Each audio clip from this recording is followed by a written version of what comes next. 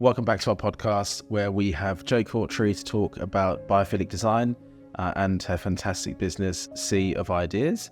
We're really looking forward to having her on today and to share some gold nuggets with us. When do we ever ask the individuals, whether they be staff, families or residents, what is it that you want within this building? We don't. We just don't engage them. We don't. And then when it falls apart, we think, why has it done that? And then what happens is we don't evaluate it and we just do the same thing again. And if you look at aged care, particularly in the built environment, we just keep repopulating and repurposing the same things. There's nothing better than caring for something. When you care for a plant and it comes to life, you've got that benefit, but also, as I said, it's just the benefit that it will do to the environment and to your own well-being. You see all those poor animals and they're locked in cages. What happens to them? They become depressed, they socially isolate, they bark. What happens to humans? They become depressed, they social isolate, and they have a so-called behaviour. Yeah, true. Don't they? It's true. Because we lock them up. It's just not a natural process for any individual to be locked up. Instead, we treat them like children and think that's going to aid their behaviour. It's just making it worse. So if we continue to do aged care the way we're doing it, it's never going to exist. Biophilic design does, and it does really well. It connects community and neighbourhood because it's bringing that outside in, the inside out. It's not an aged care home, it's a home. Yes. And it's a home that people share. Tell us what an ideal aged care home looks like. Tell us what an ideal ageing in place home looks like for you. What would you expect? There's nothing worse than going into an environment and your senses aren't engaged. I think we've forgotten it's a privilege to care for someone. It's a privilege and an honour to be on the journey with someone in their older years, and we forgot that.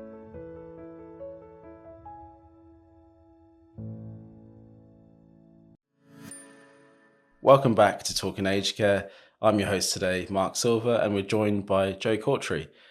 So Jo, you've had a very illustrious career in the aged care industry. You've had roles of clinical nurse educator, clinical nurse specialist, coup roles, executive roles, commissioning, to finally leading you to your passion with biophilic design.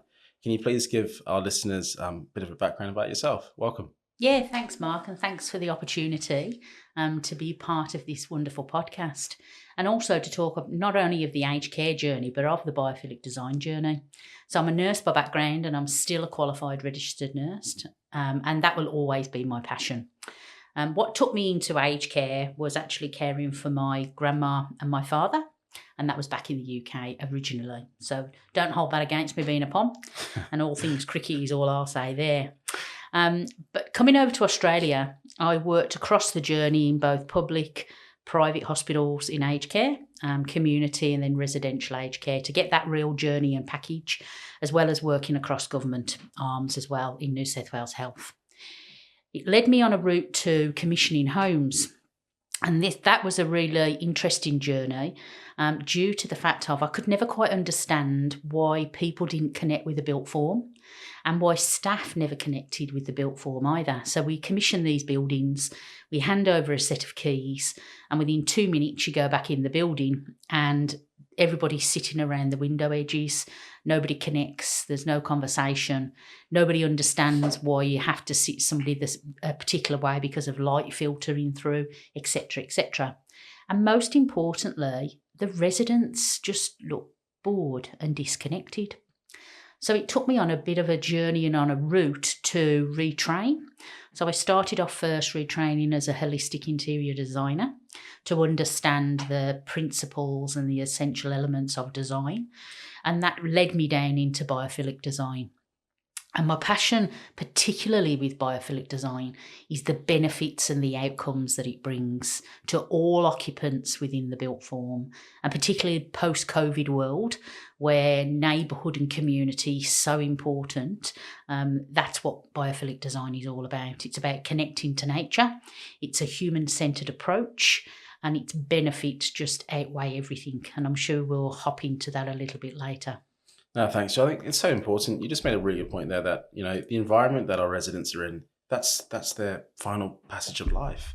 And those four walls and the ceiling, in terms of how it makes them feel, no one thinks about that. So you've been through more design stages than anyone could probably describe, but you've been there when it's just dirt, to the conceptual design stages, to the final build and lockup. And you're so right, not having that right environment is actually, we're doing the wrong thing to our residents. I mean, do you think it's fair to say that because of the way that we design some of our aged care facilities, I'm talking from a provider's perspective, do we contribute to some negative behaviours? 100%, 100%.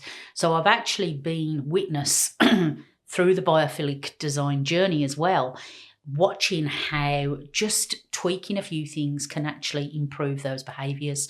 So I'm going to give you a few examples, if that's okay. Yeah, please, Jo. Just to talk about what the benefits of biophilic design are. So we've spoke about biophilic design being a human-centred approach to design, connecting every occupant that uses that built form to nature. And as humans, we spend 95% of our time indoors. And the most happy that we usually are is when we're outdoors connecting with green spaces. Okay, so with biophilic design, there's 14 patterns of the design process. You don't have to use all 14 of them. But where people get a little bit lost is they think it's all about plants. And you just pop a few plants around and you've biophilic design a building. That's not the concept, and that's not the case. So with the 14 patterns, it looks at how light filters through for your circadian rhythm.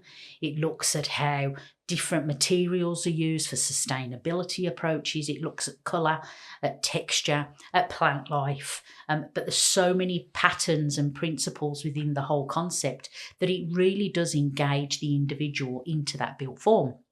So coming to your question and comment about behaviours, the research is actually proven Singapore and the UK are leading the charge really with biophilic design. Yeah, they're great, especially Singapore. Yeah. Oh, it's just like a green world, isn't it? That's right. It's just beautiful. That's right. And there's a lot of really strong researchers coming out of both Singapore and the UK.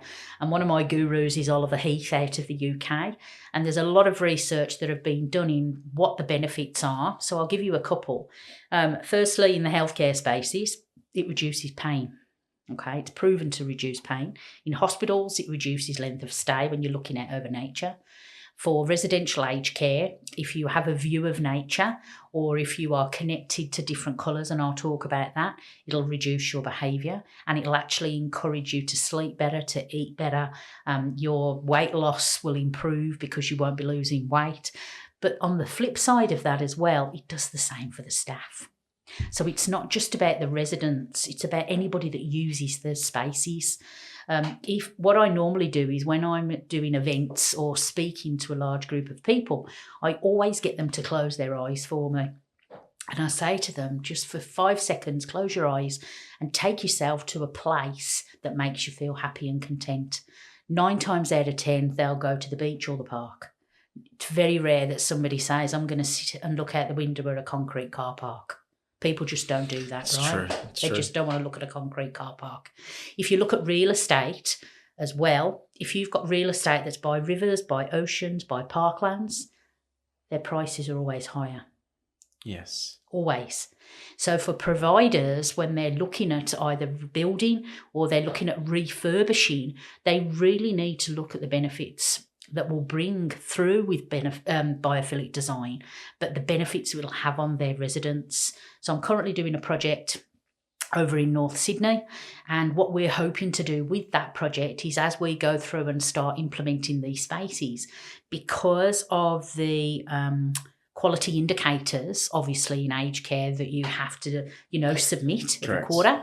What we're hoping to do is look at the previous data and then review that data to say, okay, what's the evidence? Where's the benefit? What's happened? And that's around colour therapy, that's around the behaviour, that's around the nutrition, that's all of it ticks the boxes for them. The other thing as well with the behaviours is we tend to, and we still do it, and when you walk around buildings, you still see it every single day. So firstly, we surround these homes in fences that look like you're in a prison. So whenever you drive along the road, I live over Ermington, which is by Silverwater, okay? And at the back of us is Silverwater Prison. And you know you're at a prison because it's got a big fence around it and you shouldn't be in there. That's right. That's what we do with aged care. You're so right, Jo. You drive past and you know it's an aged care facility. Don't you? Because it's like Fort Knox. And then what do you do is you lock it up. So Yeah, if you're an individual, I know myself, if somebody locks the front door for me and I've got my hand on it and I want to keep pulling it to go out and I can't get out, it's going to frustrate me. That's right. If I'm wanting a cup of tea, because at 3:00 every single day of my life, I've always had a cup of tea and a biscuit and I watch the, what's it called? The Antiques Roadshow on the telly. Like that programme. Yeah, me too. That's what I'm going to want to do. It's true. But we not only change the habits of individuals to suit us and rosters, we also put them in environments where they have to share common spaces with 100 people and we expect them to just gel and get on. And then we don't make those environments engaging. We don't use wayfinding particularly well in those environments either. And biophilic design with planting, with different photos can do that for people that they actually know where they're going, which is going to reduce their behaviours too. Jo, thanks for that. I mean, it's amazing. Just want to pinpoint that point on the fact that through a non-pharmacological approach, just getting the environment correct, their behaviours aren't present. But also sleep is better, nutrition's better, they're happier. So I think we often in aged care, we overload with, they're not discrediting or discounting these roles like diversional therapy, but we need to look at the root cause, the foundations. What are we doing? Are we actually creating certain environments? There was a specific home and the behaviours were really high and the psychiatrist said, can you stop giving them this cordial? And they realised this raspberry cordial had a certain E number that was contributing factor to heightened behaviour. The same way with an environment. We know for ourselves that when we go to somewhere where we'll feel calm or happy, we tend to be better versions of ourselves, as opposed to a scattered, busy, clustered area, we're not happy. And we look at the standards now in Standard 1, consumer dignity and choice. Are we giving our residents the choice of where they want to live? Correct. And the other thing I think that's really important from that comment, Mark, whenever we either refurbish, rebuild, develop a program within aged care, when do we ever get a consumer to sit and talk about an experience? When do we ever ask the individuals, whether they be staff, families or residents, what is it that you want within this building? We don't. We just don't You're engage right, Jo, them. we don't. And then when it falls apart, we think, oh, why has it done that? And then what happens is we don't evaluate it and we just do the same thing again. And if you look at aged care, particularly in the built environment, we just keep repopulating and repurposing the same things. And we keep putting beige on cream, on grey, on brown, and expecting people to be happy in those environments. If you put beautiful sage greens or blush pinks or blues through an environment, it will create calm and passion. If you've got areas in dining spaces and cafes and people are not eating and engaging, pop just a splash of orange or a splash of red within those environments, whether it be a cup or a vase, and it encourages people to eat. It tells the brain I'm hungry.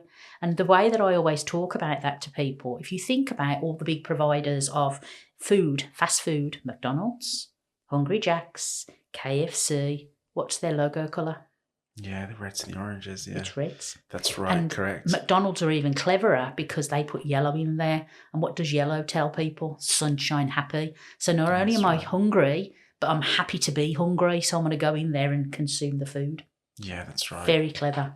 Correct. We talk about sundowning residents with dementia, changing the colour. So why not changing the colour in terms of the environment? Absolutely. Not just the room lights. I mean, I think it's something which needs to be considered really strongly. And, you know, and you're very rightly so, because sometimes people think, biophilic design, that's new agey, that's just putting a few flowers there. It's so much more than that. Correct. It's an insult to the actual concept of what it is without understanding.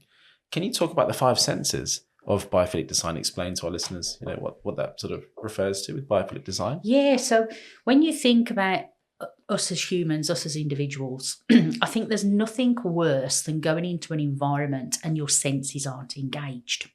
So with biophilic design, the 5 senses, you see, you hear, you smell, you taste, you touch. Yes. All of that is encompassed. And the reason being is because just views of nature, whether they be you're looking out over a beautiful aspect, whether you've used wallpapers to bring the outside in and the gardens inside, you've got that concept of that natural approach to looking at something that's beautiful. That's right. So when you see something and people say, yeah, but what if they haven't got great eyesight? And that's where you bring the smells in. So I work with another lovely gentleman.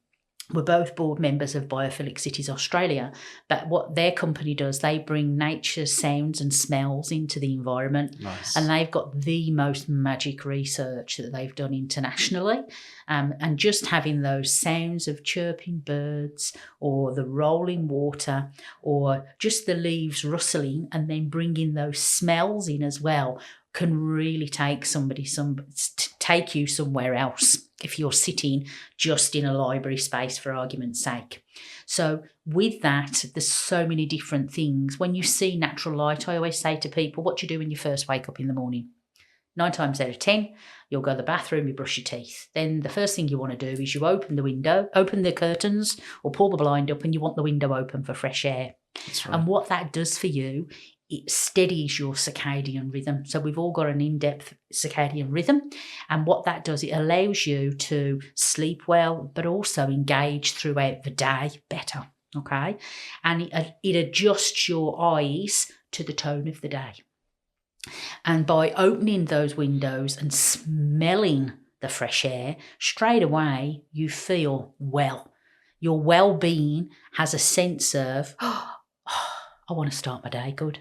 I want to go and have my breakfast or a coffee. That's right. So it's just about the approaches that you bring into spaces, but we do it every single day without realising. True. What I think goes wrong in aged care as well, it's not only around that built form, but we tend to do to people. So we don't necessarily want those individual people to do for themselves. You're right, Jo. We don't promote independence. No, so we just cut them off at the knees. Correct. You're old, you're 85, now go and sit in that bed. We're going to tell you now, you're going to wake up at 6:30, and the first thing we're going to do is actually 6 o'clock because the night staff is still on, so we're going to come and switch the light on. And then that light's just going to dazzle you, and the first thing that's going to happen, it's going to throw you off kilt for the rest of the day. That's going to encourage your behaviour. You're not born with behaviours. No. And it really frustrates me when I see particularly residents with a cognitive impairment or whether they're living with a dementia, when you see them badged as, oh, they've got a bad behaviour. And you go, man, come on, what's causing the behaviour? What if you're calling it a behaviour, what's causing it and what are you doing about it? That's so right, Jo. You just hit the nail on the head there. Like in terms of you're not born with a behaviour. It's from the learned environment. It's from the environment. And often we're the causes of that in terms of what we do. And I mean, the Royal Commission talk about moving away from this institutionalised models. But you can all see it a mile away. We drive past an aged care facility, beautiful sign, but it's all closed up. It's locked up. What are your thoughts on the smaller designs in aged care? Is it something that's feasible in terms of on a national scale, incorporating the design features like we've talked about? Do you think it's feasible? Absolutely. So I've had the pleasure, I suppose, of not only meeting the guys from the original greenhouse model, but also implementing greenhouse models, both from a brand new built form to adapting an already built form. And a lot of people say, but you can't do it if you've already got a building. I was very lucky with this building. It was all on one floor with beautiful spaces that we could just really encompass. The one thing that I think that aged care does a little bit wrong, or they focus on, and I understand, you know, you've got budgets and you've got to make profit and there's always money attached to everything. However, there's also a human concept here, both individually for residents that we're meant to be caring for, but also for the staff that have to come in. And over the last 3 years, I've been wearing masks, right? Yeah, and we don't seem to take into consideration that we just have these providers with hideous amounts of executives and then moaning about, we haven't got money to put back into the homes. Well, sort your top end out is what I would say. So that's number one. But number two, with the small house model, a lot of people moan that it's not cost effective because of, the smaller areas and you haven't got the scale, okay, because they want the 144 beds. That's right.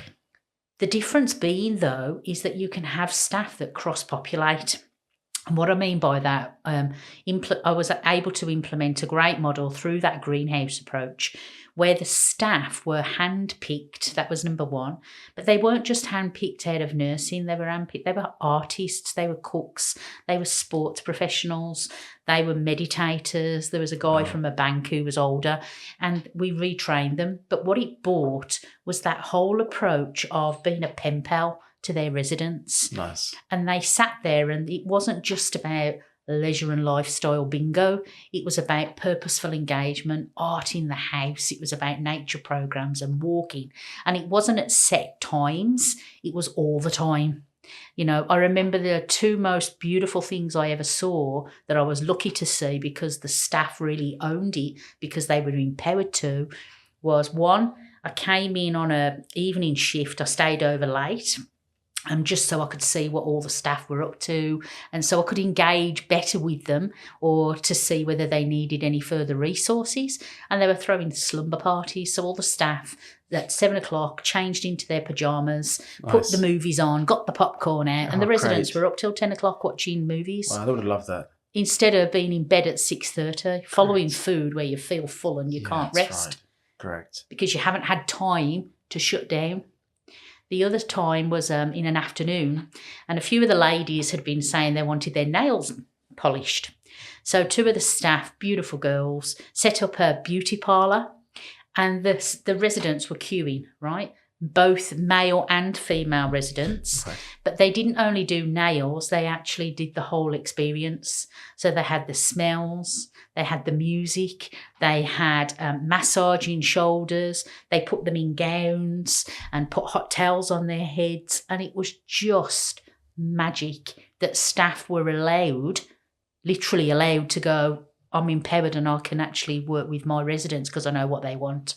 Whereas we take that away from people. If they sit down and have a coffee with someone or a cup of tea, we almost take it as that staff member's not doing anything.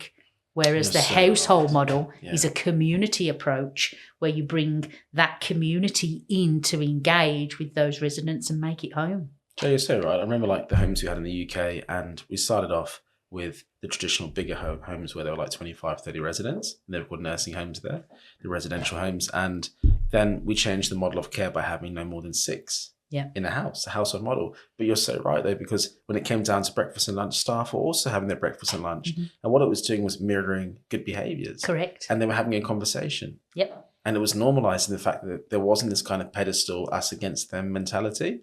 But I think you're so right in terms of what it can do by getting things right. Yeah. And having that household model in place. Yeah. And I think often we're so rigid, right? We go into work and the bureaucracy, the policies and procedures, you feel that if you sneeze, you need to get permission. There's no normalization of doing things properly in a social aspect. But the household model, which you've touched on, there's no set times for newspaper group. It's 9 to 9:30, or it's when you want. Yep. Or you're up at 10 o'clock, let's play a game of chess. It's normalizing things. Correct. So, and I think that's the key word, normalising. I was lucky enough to work in a regional area for a large aged care provider who had got a home that was really struggling. They couldn't get staff. The community had sort of washed their hands on them. They had got empty beds all over the place. They couldn't get managers to stay. And they were due for accreditation. And they'd got a few unmets at that time, and it was classed as the unmet, right? Yes. And went in. First thing was to talk to the staff and find out what was going on, as well as look at the environment. But I can tell you within 6 months, not only did they get full accreditation, they were the provider of choice in the region. They had a wait list. The dementia unit was opened. Literally opened, and everybody just engaged. Nice. And also as well, what was the most important thing about that was when we opened up the area for people living with dementia, the residents on the other side, that are classed as normal residents, they didn't even know, and everybody just became friends. That's and nice. Everyone looked after spaces. So because it opened up onto gardens, the residents would go out, they'd be sweeping the floors. We got chickens in, so they would care for the chickens. That we had living walls of vegetables, so they'd go out and they'd clean out all around the vegetables and pick them. We got the local farm to bring the horses and the cows through, so they'd take them for walks around the back, and they cared for their spaces. Wow. It wasn't just about giving them, towels to fold. No, they were correct. living normal lives. There was one gentleman, and he'd been a mechanic all of his life. And we bought in the 3D, those goggles. Oh, yes, I've seen those. Yeah, they're great. Yeah. And his wife said every time she came to him for the last 2.5 years, he would literally just sit slouched in the chair, head down, and very depressed. And then normally around about that 5-6 o'clock at night, he would be quite aggressive and angry. Those were her words. So we talked the story about who was he? Who was he before he had the disease process? Talk to us about him. So he was a mechanic. He was a mechanic in the local village. So one of the leisure and lifestyle girls, who was awesome, she was absolutely brilliant. She went and firstly got on her phone, she got Bathurst. Okay, the race on the phone. So she showed him Bathurst. And even just putting that on the phone, you could see his face come to life. This particular provider always had cars in their sort of garden spaces. And this one particular car, it was great, but it was quite rusty and the doors were falling off. So we got him a little toolkit, and he went out and he was cleaning the car with another resident. Oh, wow. And seriously, I always remember his wife coming in and saying, "I have my husband back." Wow. And it was just those small things that made such a difference, not only for her, for him, and for the staff. It was just quite remarkable. And then he put weight on. Of course, he passed away because of the disease process, but he had a happier ending. Yeah, and he was able to live the rest of his life for that short period, a happier person of who he was as an individual, not of who we make him. You're right, Jo. I think it's about those meaningful activities. Like we've all seen it before in nursing homes where, in aged care facilities where residents are folding bibs, or you walk past and they're passing a balloon round. And it's so degrading to see our elderly population. We wouldn't do that. No. If we want to we're not going to be passing a balloon around the room. Mm-mm. When we're children, at a party, but that's sub 10 years old, not when we're in our older stages of life. Yeah. And I think it's about that respect factor. But even then, the fact that that family member said, "I've got my husband back," you've changed her perception of how it was and being aggressive and angry because of, again, the environment. Correct. And linking it back again to the environment. And something I wanted to touch on is actual real live plants versus artificial plants. Yeah. Because there's been a concept of, and it's real popular now, like even in the commercial side, so aged care side, you go into a reception and there's a green wall, or you go into an aged care facility, there's a green wall. Yeah. But there was thoughts on actual live plants. Just wanted you to talk on the pros and cons. Yeah. So there's pros and cons, obviously, of both. A lot of people always talk about real plants and they go, "Oh, it's too costly and I'll kill them," and you get all of that, right? That's right. What people don't understand with real live plants, though, is they have more benefits than just looking beautiful. Okay, and the reason being, most plants, indoor plants, are natural humidifiers. So I'll go through a few for you. So you've got pothos plants that are part of an English ivy. You can hang them around and they'll suck out the moisture and the mould throughout the property. You can have beautiful lavenders that will be calm and help you to sleep. You have got mother-in-law's tongue. If you put one of those on your office desk, it creates brainwaves, so it makes you more productive. Okay, so there's so many benefits to a lot of these real plants that outweigh using the plastic. And I understand that they can be that little bit more expensive. I understand that you've got to care for them. So as part of the company that I own called Sea of Ideas, we do care plans for plants. Nice. Nice. But I'm just about to start a new project, actually. And one of the key things that I'm bringing into place for this brand new build will be a nature care program for residents. So the residents will be able to care for the plants. So that will be one of the purposeful programs. With the plastic plants, what a lot of people don't realise is any plastic plant that you have, if you turn the plant upside down, if you turn the leaf upside down, I should say, and they've got sort of like these grooves on them. You've seen them, and they sit, obviously to sit the leaf in place. Yeah, that's right. What happens is dust forms underneath there. So if you keep a plastic plant, right, just out of curiosity, keep one and leave it for a little bit and then turn it upside down and you'll see all the dust form. What happens as people, then what we do is we go and stick the air conditioning on. And then what happens to the dust? It goes straight into the air conditioning. That's right. Who breathes that in? We do. Yeah, it's true. So it sits with this old dust, because people see a plastic plant and they don't think, oh, well, I've just got to go and dust it off or whatever. But it also, as well, not only that, but it doesn't bring any benefits to you. And there's nothing better than caring for something. When you care for a plant and it comes to life, you've got that benefit. But also, as I said, it's just the benefit that it will do to the environment and to your own well-being. Myself at home, so me and my partner, it's a bit like a jungle, to be honest. And most people come in and they go, whoa, look at all these plants. But it's really interesting because we've got 3 cats, and most people think of cats being smelly, pongy animals, right? And they come in and they go, wow, what have you got around the house? Have you got candles, or have you got something plugged in the wall? It's the plants. Wow. And it's because if you go to the botanical gardens, or when you walk through the park and you get those beautiful smells of nature, right. and all the beautiful leaves and the grasses, that's all it is.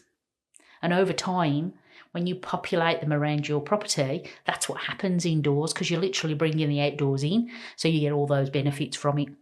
That's right. No, you really, it's true what you're saying. I mean, even at home, we had a plastic plant. My son picked it up the other day and it was just covered in dust. Yeah. I was thinking, wow. Yep. And you just talked about the air conditioning. So in a way, we're contributing to the decline of our residents in a subconscious way, without even knowing. Correct. Absolutely. And I mean, even the other day, jumped off the train and there was a live plant wall, green wall, and it said reduces pollution. Correct. Reduces noise. Yep. And it looks great. Yeah. So, and they are beautiful for acoustics. Yes, correct. So that's the That's one right. thing, particularly in either a residential, commercial space, but in aged care, when you think of all the banging and the clattering and the trolleys are going around. Yeah, and, that's right. If you put a green wall in, it reduces that noise level. So it's got great acoustic benefit. And the other thing with a lot of the green walls, funnily enough, we were only down the city the weekend just looking at the UTS, the building opposite the UTS. Yes, I've seen that, yeah. And so that building, it's got its own moss wall at the back, and you can see it self-filtering itself. And then around the corner, they've got another one, but that had got the pods where the plants sit in the pods. So there's so many different aspects that you can do. And you can go from big to small. You don't have to have a monster wall to cool down the building, because they cool the buildings down. They're good for the environment. There's so many benefits to them, You're right. particularly in these concrete jungles that we live in. You're right, Jo. I was part of a group called Sweltering Cities, and they talked about biophilic design and the importance of it, especially in these massive estates where, it raises the temperature, half a degree, Absolutely. a degree. It's massive. Yeah. I wanted to talk about this, and we talked about it before, and the question was regarding, being very institutionalized. We use the word DSUs, and we changed to memory support units, MSUs. What are your thoughts? Locked or unlocked? Should they be open? So I understand that a lot of providers are probably scared to... Risk adverse? Yeah, to open them. And I understand that, there's a lot of work that's got to be done in the background. But man, come on, we're in 2023 and we're still building environments where we're locking people up. You've only got to go and see what it does to animals. If you go to the RSPCA, right, and you see all those poor animals and they're locked in cages, what happens to them? They become depressed, they socially isolate, they bark. Yes. What happens to humans? They become depressed, they social isolate, and they have a so-called behaviour. Yeah, true. Don't they? It's true. Because we lock them up. It's just not a natural process for any individual to be locked up. And, we've talked about it a little bit through this session. By locking people up, we're creating the behaviour for them. That's right. We're creating an environment where people want to escape from. Then we try and medicate them. Yes, So and then all we do is we give them bloody drugs on the top. That's wrong. And then what happens? Those drugs affect their sleep, it affects their nutrition, it all spirals. You're so right. It all spirals. Whereas if we flip it on its head and go, you know what? Let's just trial it. Let's, instead of having a memory support unit, so a memory support, what does that actually mean? What does a memory support unit actually mean? Right? And just say we've got a home. Because what annoys me more is that most people over 85 have got a cognitive impairment anyway. Yeah, that's right. Correct. You know, and you don't lock everybody up. Well, they actually do in some places. Yeah, they do, After a certain time, you can't get out, can you? True, that's right. But we've got to get better at understanding the people who we care for. We've got to get better in allowing staff to become friends of the people that they care for.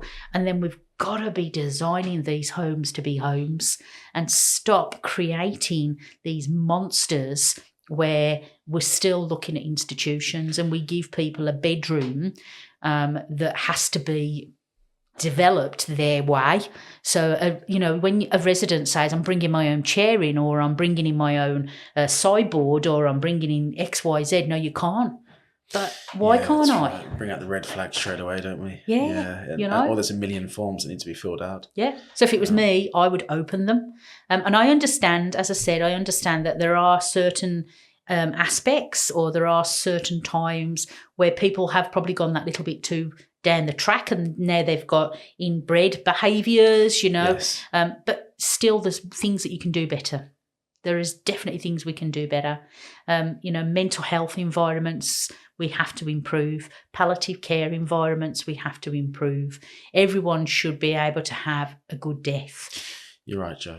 And I think, we've worked together, for many years on different projects, and one that comes to mind is the mental health project. And I think one of the comments that we first thought was the institutionalized look, and how you really feel like it's sort of Big Brother kind of thing, and how we have to strip it back and make it look more appropriate. Yeah. What are your thoughts? I mean, a lot of providers, I've seen it before as well. You go into the memory support unit, and where the exits are, they'll have like a bookshelf on the door. And I'm thinking to myself, I went for a tour, right? So we're going around this facility and we're going to the door, and I got a bit confused. I was like rabbit in headlights. I thought, oh, that's a bit weird. And the poor residents are trying to reach for a book that's not there. Yep. It's 3D. And I'm thinking, what are your thoughts on that, Jo? I totally agree. 100% with what you've just said, because I can remember sitting in, it was literally a memory support unit in Sydney, actually.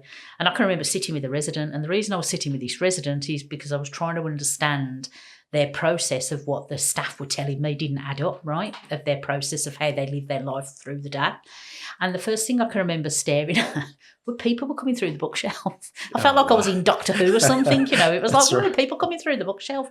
But instead of doing that, why don't you build a bookshelf where people can have books off? Yeah, correct. Correct. It doesn't make any sense to me. And I understand, maybe design from old was, we're trying to redirect them or whatever. It's like the other one is, I see a lot, is where they have wallpapers that look like shops. Yeah, it's right. Or they have these doors that look like shops. Correct. Build a shop. That's right. Let them go in the shop and shop. Correct. That's they right. live a much happier life. That's right. Instead, we treat them like children, and you touched on that earlier, and think that's going to aid their behaviour. It's just making it worse. You're so right, Jo. I know we've changed our funding model. We've gone from ACFI to ANAC.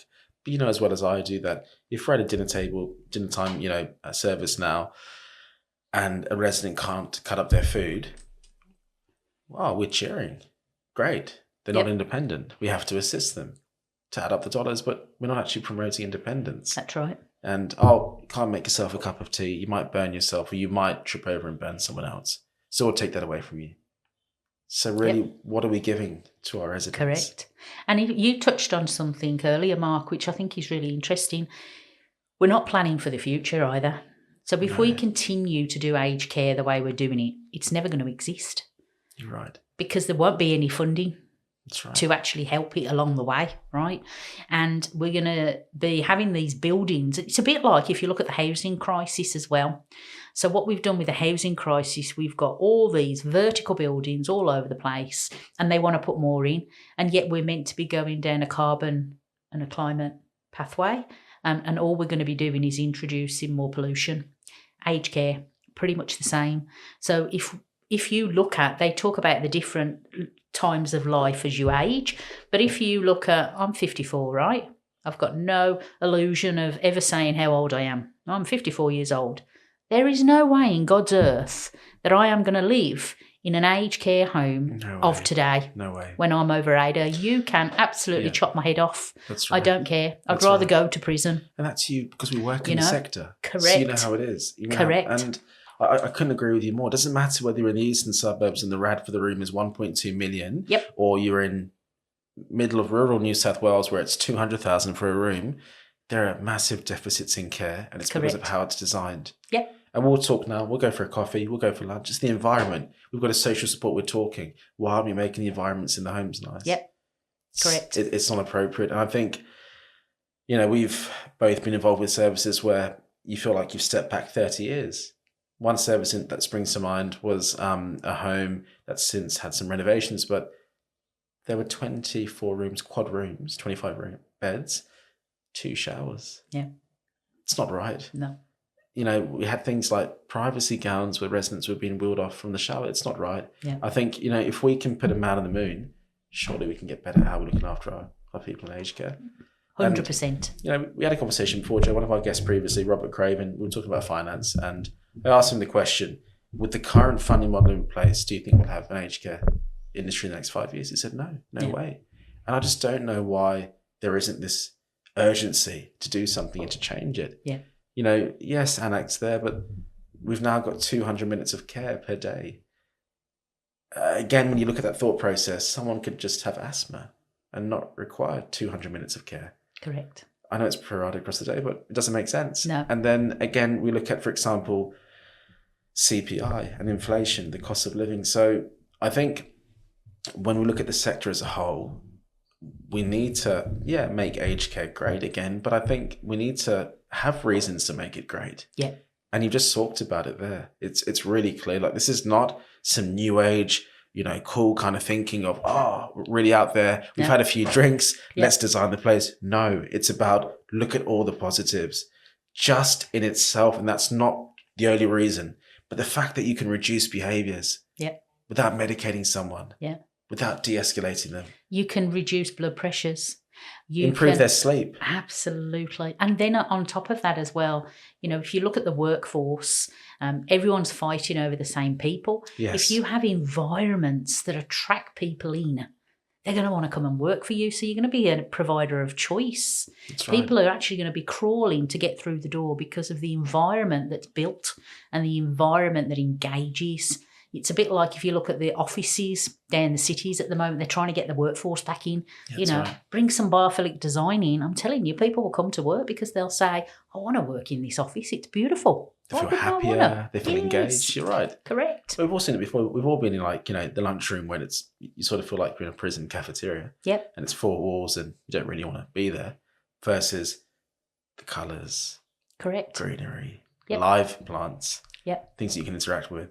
I think it's changed the way we think and do things. But in terms of your role now, and your role's changed so much in aged care. I think you've done every single role you could do in aged care. So from educating to CNS to facility manager, regional manager, having coup roles.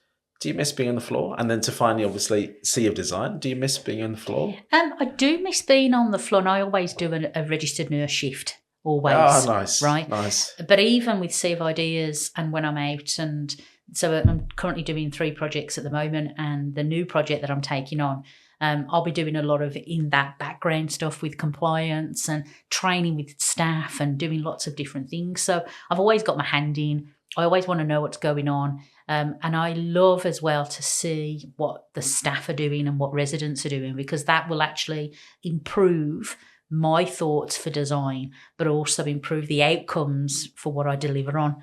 And because the research is well behind in Australia for biophilic design, if we can bring that to the forefront, everyone will benefit. I always do my RN shifts. I think that's a pommy thing from old, because in the UK you have to. That's right. When you step into these different roles and management, you still have to have your badge. You still have to be an RN. Roll your sleeves up in the NHS and do your shifts. That's it. So, and I think it's what I think we've forgotten. It's a privilege to care for someone. It's a privilege and an honour to be on the journey with someone in their older years. And we forgot that, I think. You're right, Jo. And that's where we need to start at the roots again. No, you're so right, Jo. And the thing is, you said it admirably in terms of your age, and I'm 36 this year. I was saying to my wife the other day, we're all going to age, and we're all going to need some level of support. Correct. We hope that it's our loved ones. Yeah. They're with us, but damned if we're going to be in these Correct. institutionalized settings that we've created. Yeah. And all I can think now, and there's a housing crisis, the cost of living, there's conversations with the government regarding, having appropriately affordable homes for DV victims. But what I can see now with aged care, if it continues to go as it's going, it's just going to be retirement living communities with aging in place. Yeah. Because the model's not there. Yeah. And the other thing about that I haven't touched on a lot, I mean, we talked about, a lot of older people die of social isolation, correct, depression, loneliness. How sad is that? Don't they? So if they could put that on the death certificate, loneliness, that's real sad. Correct.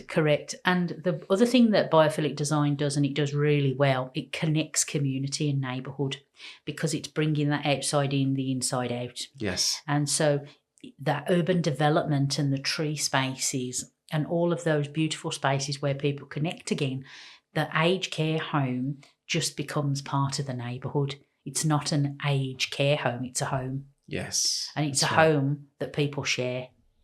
Okay? It's just a change of address.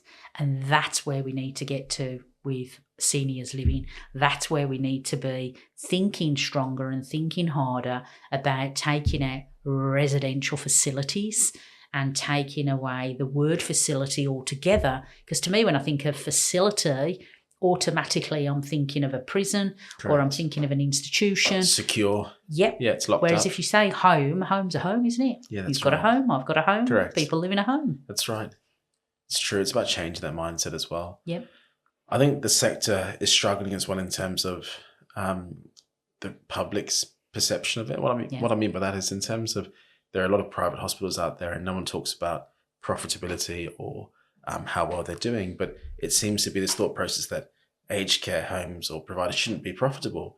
And I think we need to understand as a society that we want the home to be profitable and do things correctly and reinvest. Correct. But the last thing you want is in 10 years' time to say, well, actually, we can't upgrade, or from an asset management perspective, we can't do those renovations because we haven't got any money. Yeah.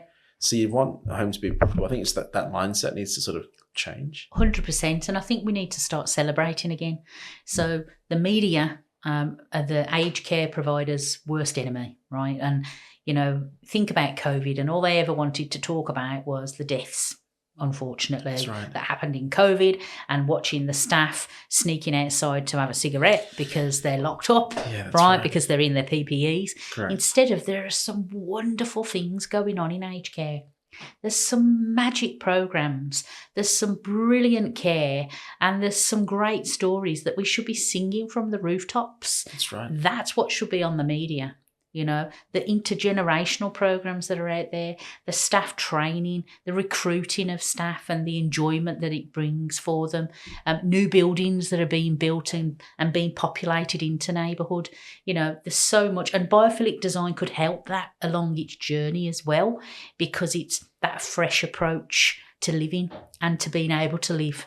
I like what you said, like in terms of it being an integrated part of the community. It's like a nice little part of the jigsaw puzzle, not just a sore thumb. Yeah. We talk about, for example, we've seen it before, the ideal like blueprint for design. And we've seen it before. And I've managed a facility where there was a childcare centre, aged care facility, retirement living, and a GP surgery. Yeah. Is there an ideal kind of, this is how it should look in terms of the future?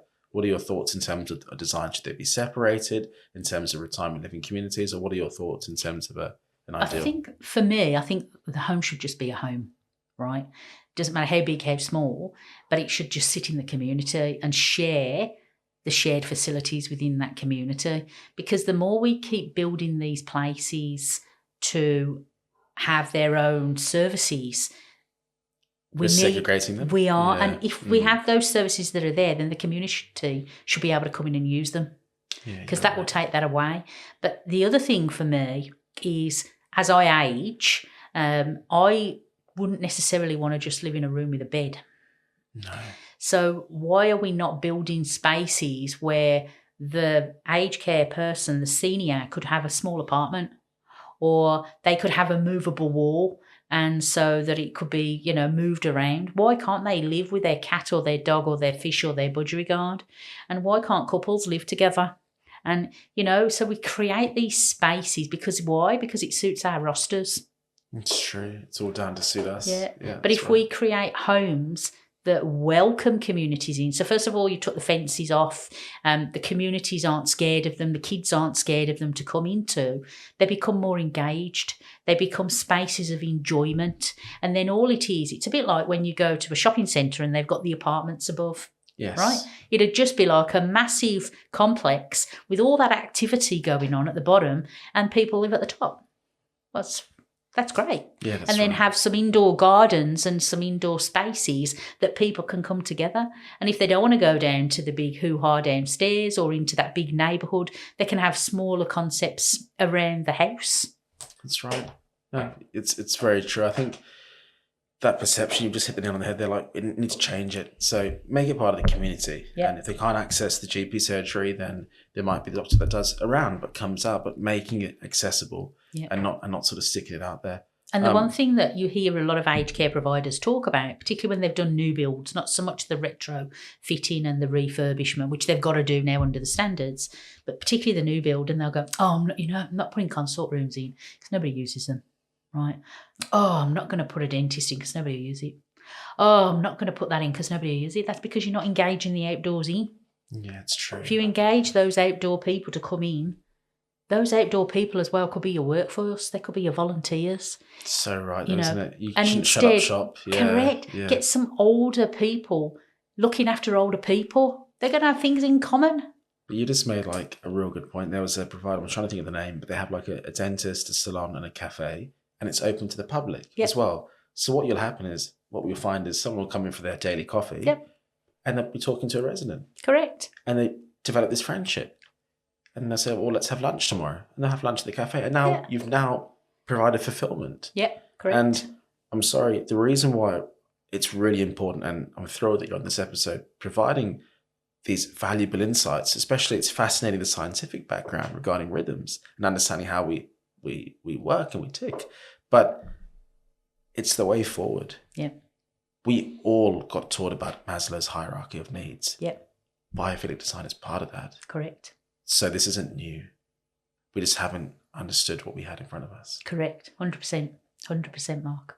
So in terms of the future, like if we look at moving forward, and you had a blank canvas now for the aged care sector. And Jo, we've been to a lot of conferences, right? So where we collected pens and different freebies. That seems to be the highlight. That's the highlight. We all hear the same things, right? Yeah. It's maybe someone's got a nicer suit or someone's hair looks better, but it's the same thing. Yeah. It's all recycled information. If you had a blank canvas now and you were designing the way forward for aged care, how would that look? I think that's a really interesting, firstly, it's a really interesting question that you've asked. And without giving the game away, I'm working with somebody at the moment who is doing a new build. And I've been brought in to take over the design concept of this new build. And when I went in, firstly, it's absolutely beautiful. That's number one. Okay. Nice. But secondly, I thought it was a seniors' home, like a retirement village, because of the services that were actually within this built form. So there's a bar on the rooftop. There's a bar downstairs. There's a men's hairdressers and a ladies' hairdressers. Oh, nice. Okay. Right. There's billiards rooms. There's wellness centres. There's all this magic stuff. And I was like, oh, I'm doing this for retirement living. No, this is aged care. What? This is aged care, Jo. And when you look at the plans and you look at the building, it just looks like really beautiful apartments in the middle of a community. There's no porte cochere outside that tells the ambulance, oh, I think that's where I've got to go. The doors look like front doors. And I was literally blown away. I can't even begin to tell you how blown away I was. Most importantly as well, this particular person wants biophilic design, obviously, through there for that whole sense of well-being, not only for the residents and the families, but for all the staff, because he really gets the benefit of that well-being, the calmness, what it's going to do for each individual that use the building. But I was absolutely blown away with the things that were in that built form. As I said, a cafe and a hairdresser you expect, but the other things that were in there, you would automatically think of retirement living. And I think that's beautiful, because a lot of people, as they age, are not going to be able to afford retirement living either. And a lot of people, as we age, are going to need more care. That's right. So do we look at environments now where it's more co-located? And I know that that's been looked at previously with that co-location. But what I mean is, when I say co-located, you maybe move a wall and you literally then have a care room rather than an apartment. So there's so many different things we could be doing, so much better than what we are currently doing. And we have to start thinking for the future, because we just can't keep designing and developing the things of old, because people won't move into them. People want that connection. People want that neighbourhood. The people that will live in this home is a very wealthy neighbourhood, and they'll have gone out to the cafes and watched the cricket and had their grandkids up in the park. They'll still be able to do that.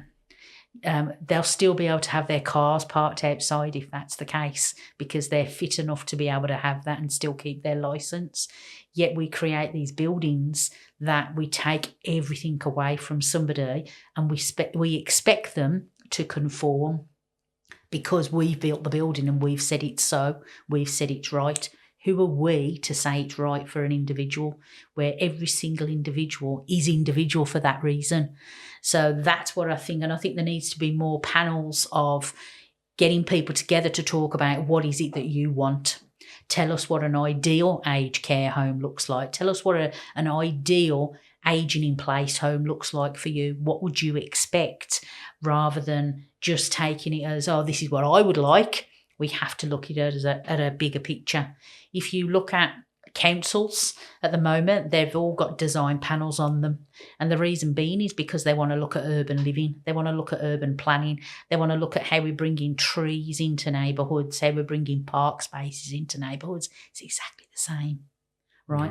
We need to start looking, we need to start engaging with people that are already sitting in these environments. And I'm not talking about going around with a survey with happy smiley faces on and the commission come in and just tick a few boxes. Pretty degrading, isn't it? Yeah. It's really, we need to, and I think what's interesting is sometimes I think, particularly in aged care, we say we do all the audits, we say we do all the surveys, but what do we do with the evidence from what we've learnt? Nothing. Stack on the side. Correct. If we're going to go out and we're going to do these things, then we need to learn and grow from them.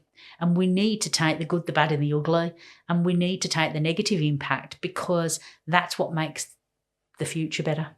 So that would be what I would say. No, thanks, Jo. Really well said. And you're right, like in terms of the conceptual design versus the built form, we need to get our stakeholders involved at that point. Yeah, 100%. Not a tick in a flick. Having to ask the residents, what would they like? Yeah. How would they like their space to be? Yeah. And it's no different to what we would want. Yeah. Hairdresser, restaurant, cafe, those sort of things, activities. Yeah. Nice nature trails. Yep. Quiet rooms, theatre rooms. So I think sometimes we forget and we think, we sort of, stigmatise and we categorise, they can't do this. They just want to, play bingo. And often you'll speak to some elderly people, they never played bingo in their life. Yeah, never mind in the home. Exactly. Never mind in the home. So, and I've been to some homes where for pet therapy, like you said, let them bring in their pets. Obviously, there's certain forms, but if you can have care plans for animals, you can have care plans for plants, like you were talking about. So it's not difficult to manage. Yep. And you're bringing back people to the core of what they were doing, looking after their gardens, looking after their house, giving them that pride, sense of purpose. Yeah. No, I totally agree, and I think it's important that, yes, we've had a Royal Commission to Aged Care. There are a lot of recommendations, but we need to get serious really quick. Yeah. Because if we don't, we're at a turning point now, I believe, in the sector. If we don't, then we already know there's not enough beds, and we need to move away from this whole 150 plus bed sites. And I like what you've said, get rid of that word facility, call it a home. Yeah. And we've heard that so often, but for some reason they still bring it back, don't correct. they?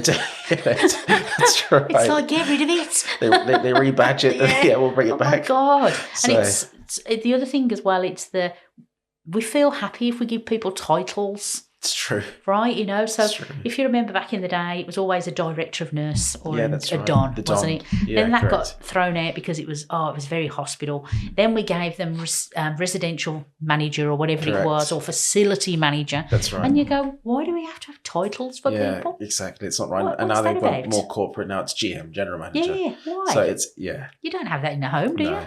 And I can remember when the days of working as a facility manager. Often people don't want to talk to you unless they're really upset. So Yeah, correct. I think it's about just having everyone on an even keel. Yeah, and correct. providing that care. So Yeah. I just wanted to say a real big thank you for being on episode today.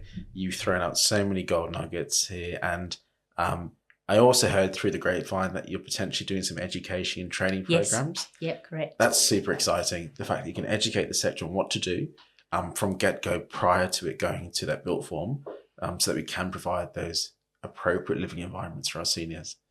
Beautiful. Thank you, Mark, and thanks for having me. It's been a pleasure and Thanks a so much, delight Jo. as always. I appreciate Thank you. it. Take care. Bye. Thanks.